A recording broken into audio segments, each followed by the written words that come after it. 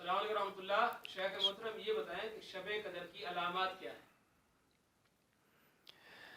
الحمد للہ والصلاۃ والسلام علی رسول اللہ وبعد. شب قدر اور لیلۃ القدر کی علامات کیا ہیں؟ اہل علم نے صحیح احادیث کی روشنی میں شب قدر کی چند علامات بیان کی ہیں، لیکن علامات کو بیان کرنے سے پہلے کچھ باتیں بتانا بہت ضروری ہیں. پہلی بات یہ ہے کہ شب قدر کی جتنی بھی علامات ہیں یہ سب امکانی ہیں، یعنی یہ شرط نہیں ہے. مثلا جیسے بعض لوگ کہتے ہیں کہ بارش اس رات کو ہوتی ہے، لیکن ہم دیکھتے ہیں کتنے ہی ایسے رمضان گزر جاتے ہیں کہ جس میں بارش نہیں ہوتی. اور بعض لوگ یہ سمجھتے ہیں کہ اس رات ایک خرق عادت کام ہوتا ہے، یعنی ایسا کام جو عموماً ہوتا نہیں ہے. لیکن ہم نے دیکھا کہ بعض اوقات کئی دفعہ ایسا ہوتا ہے کہ کوئی ایسا کام رونما نہیں ہوتا. تو پہلی بات یہ یاد رکھیں کہ شب قدر کی جو علامات ہیں یہ بطور امکان کے ہیں، یہ بطور شرط نہیں ہیں. یعنی انسان کے ثواب کا دار و مدار ان علامات کو محسوس کرنے پر نہیں ہے. یعنی ایک نمازی نماز پڑھ رہا ہے یا وہ شب قدر کو جاگ رہا ہے، عبادات میں مصروف ہے، تو اس کے لیے یہ ضروری نہیں ہے کہ اس کو علامات محسوس ہوں. نہیں، علامات کو محسوس کیے بغیر بھی اس شخص کو شب قدر کا ثواب مل جائے گا. تو شب قدر کا ثواب کا دار و مدار ان علامات کو محسوس کرنے پر نہیں ہے. یہ پہلی بات آپ ذہن نشین رکھیں. اب اس کے بعد علماء نے جو صحیح احادیث کی روشنی میں جو علامات بیان کی ہیں، بلکہ ہمارے معاشرے میں کچھ علامات تو ایسی بھی ہیں جو ثابت نہیں ہیں، لیکن آپ کو ہم دونوں بتا دیں گے کہ شب قدر کی صحیح علامات کیا ہیں. تو پہلی علامت صحیح مسلم میں رسول اللہ صلی اللہ علیہ وسلم کا فرمان ہے کہ شب قدر کی صبح کو سورج بلند ہونے تک اس میں شعاعیں نہیں ہوتی ہیں.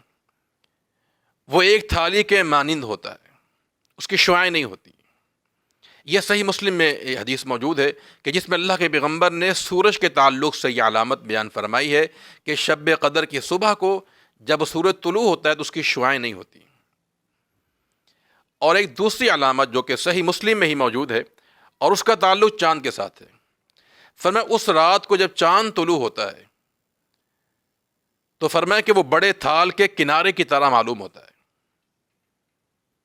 اور ایک تیسری علامت جو کہ صحیح ابن خزیمہ میں موجود ہے صحیح سند کے ساتھ، رسول اللہ صلی اللہ علیہ وسلم کا فرمان ہے کہ وہ رات معتدل ہوتی ہے، اس میں نہ تو سردی ہوتی ہے نہ گرمی ہوتی، بالکل درمیانی ہوتی ہے.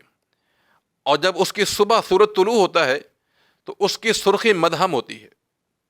یہ چار بڑی بڑی علامات ہیں جو کہ صحیح مسلم میں اور صحیح ابن خزیمہ سے ثابت ہے. کچھ اور بھی علامات ہیں لیکن وہ غلط ہیں، وہ ثابت نہیں ہیں. پھر ان میں سے بعض ایسی ہیں جو بعض علماء سلف کی طرف منسوب کی گئی ہیں.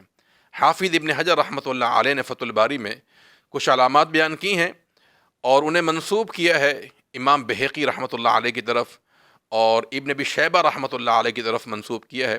مثلا علماء سلف میں سے بعض یہ بیان کرتے ہیں کہ اس رات ہلکی ہلکی ہوائیں چلتی ہیں اور بارش ہوتی ہے. نمبر 2، ایک علامت سلف نے یہ بھی بیان کی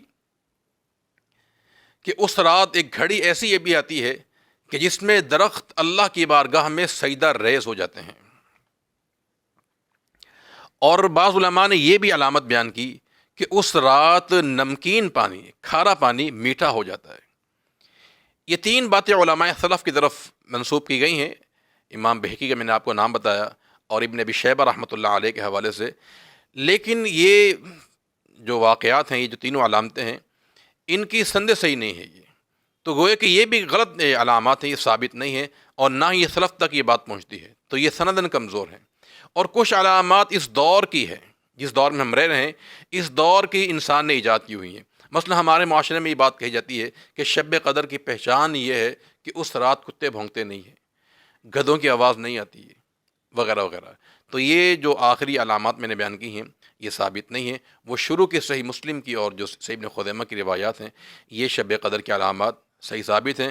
لیکن میں نے شروع میں وہ نقطہ بیان کر دیا ہے کہ یہ صرف امکان کے لیے ہے، بطور شرط نہیں ہے.